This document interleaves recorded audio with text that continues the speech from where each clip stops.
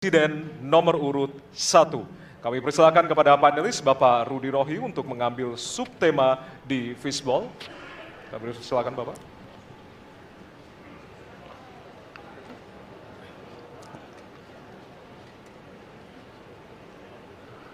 Diperlihatkan kepada kami semua, Bapak. Apa? Baik, temanya adalah penguatan demokrasi. Baik. Baik, selanjutnya kepada panelis Ibu Susi Dwi Haryanti untuk mengambil pertanyaan dari fishball.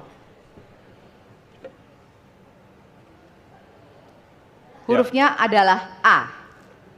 Penguatan demokrasi dengan amplop A. Baik. Masih tersegel Bapak Ibu? Kita akan langsung buka.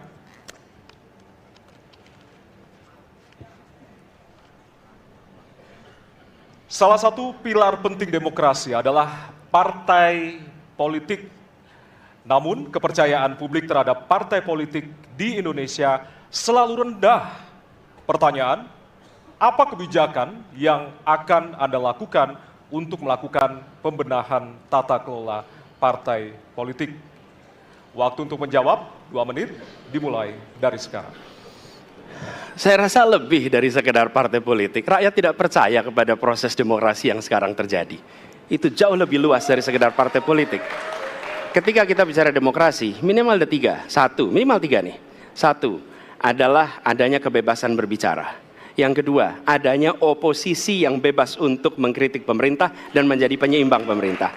Yang ketiga, adanya proses pemilu, proses pilpres yang netral, yang transparan, jujur, adil. 3. Dan kalau kita saksikan akhir-akhir ini, 2 ini mengalami problem. Kita menyaksikan bagaimana kebebasan berbicara menurun, termasuk mengkritik partai politik. Dan angka demokrasi kita menurun, indeks demokrasi kita. Bahkan pasal-pasal yang memberikan kewenangan untuk digunakan secara karet kepada pengkritik, misalnya Undang-Undang ITE atau pasal 14-15 Undang-Undang nomor 1 tahun 1946. Itu semua membuat kebebasan berbicara menjadi terganggu. Yang kedua, oposisi. Kita saksikan minim sekali adanya oposisi selama ini. Dan sekarang ujiannya adalah besok. Bisakah pemilu diselenggarakan dengan netralitas, dengan adil, dengan jujur? Ini ujian ketiga. Jadi, persoalan demokrasi kita lebih luas dari segala persoalan kepada partai politik. Nah, bagaimana untuk partai politik sendiri? Partai politik baru mengembalikan kepercayaan. Tapi di sini ada peran negara. Menurut saya salah satu masalah yang mendasar partai politik ini memerlukan biaya. Dan biaya politik selama ini tidak pernah diperhatikan di dalam proses politik.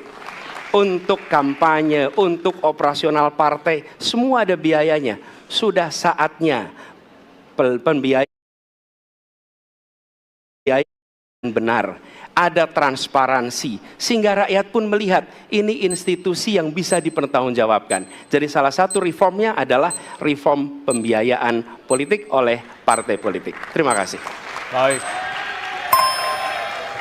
Waktu sudah habis, terima kasih. Kini kami persilakan calon presiden nomor urut 2 untuk menanggapi jawaban calon presiden nomor urut 1.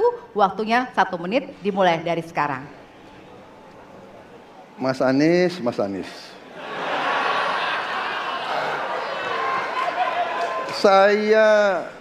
Saya berpendapat Mas Anies ini agak berlebihan.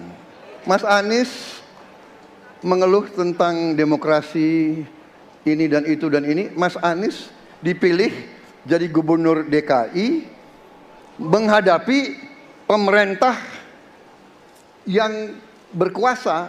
Saya yang mengusung Bapak.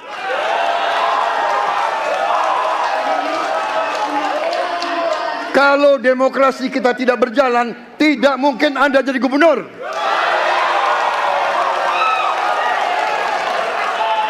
Kalau Jokowi diktator, Anda tidak mungkin jadi gubernur. Saya waktu itu oposisi, Mas Anies. Anda ke rumah saya, kita oposisi, Anda terpilih. Waktu habis, Bapak. Harap tenang, Bapak Prabowo. Baik, para pendukung, kami mohon untuk tenang, para pendukung. Para pendukung, baik. Harap tenang, kita akan lanjutkan dialog kita. Harap tenang, hadirin, harap tenang.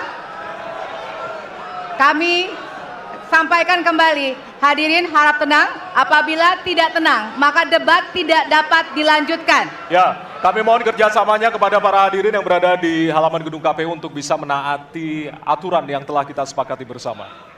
Ya. Baik, selanjutnya kepada calon presiden nomor urut 3, kami silakan untuk menanggapi jawaban calon presiden nomor urut 1, waktunya 1 menit dari sekarang. Saya jadi tidak enak ini Mbak hari ini. Mohon maaf, saya tidak enak karena dua kawan saya sedang nagih janji dan membuka buku lama. Tapi percaya begini, yang pertama tidak ada demokrasi tanpa partai politik. Tidak ada, suka tidak suka, mau tidak mau. Dan fungsi partai politik itu adalah agregasi, sumber rekrutmen kader, pendidikan politik.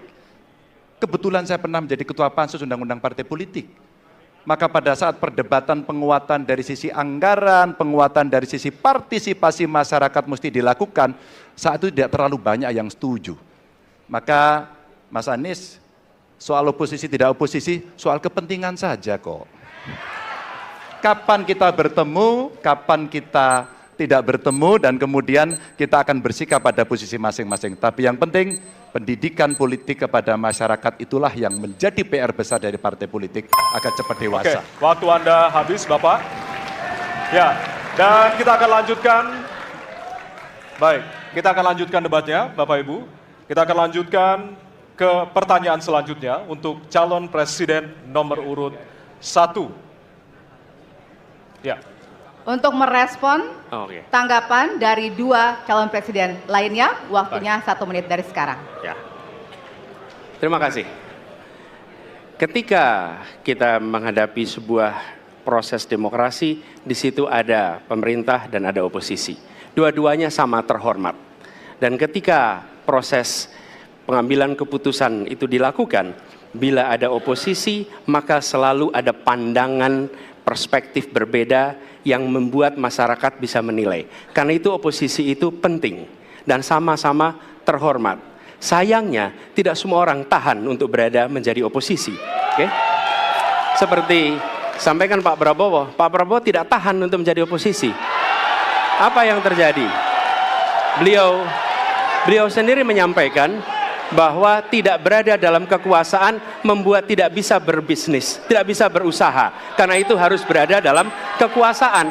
Kekuasaan lebih dari soal bisnis, kekuasaan lebih dari soal uang, kekuasaan soal kehormatan untuk menjalankan kedaulatan rakyat. Baik, waktu Anda habis, Bapak. Terima Kami kasih. mohon sekali lagi kepada para hadirin yang berada di halaman KPU.